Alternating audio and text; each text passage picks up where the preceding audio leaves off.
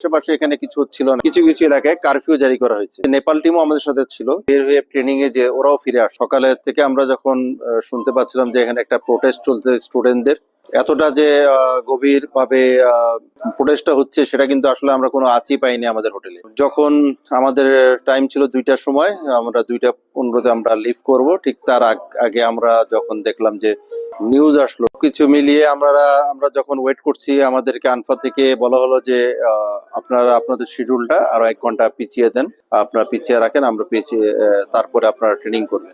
এই আশেপাশে এখানে কিছু হচ্ছিল না, এখানে কিন্তু রাস্তাঘাট ক্লিয়ার ছিল। ঠিক তারপরেই আমরা শুনতে পারলাম এলাকার আশেপাশে থেকে নিয়ে কিছু কিছু এলাকায় কারফিউ জারি করা হয়েছে। তো সেই কারফিউ জারি করার পরে আমরা তো তখন বললাম যে আমাদের স্কট কই, পুলিশ স্কট ছাড়া তো আমরা যেতে পারবো না। তো ওরা বারবারই আমাদেরকে বলছিল যে ঠিক আছে, তোমরা এ করো, 4টা থেকে তোমাদের ট্রেনিং, তোমরা যাবা। ওইভাবে তো আমরা প্রিপারেশন। তো আমি আনটিল আনলেস যখন আমি বলছি যে পুলিশ স্কট ছাড়া আমি যাব না, তখন দেখলাম যে নেপাল টিমও আমাদের সাথে ছিল। তারা যখন বের হলো, তারা বের হয়ে ট্রেনিং এ যে ওরাও ফিরে আসছে। তো যখন তারা ফিরে আসছে, তো তখন তো আর আমাদের আমরা দেখলাম যে ওই সিচুয়েশন নাই।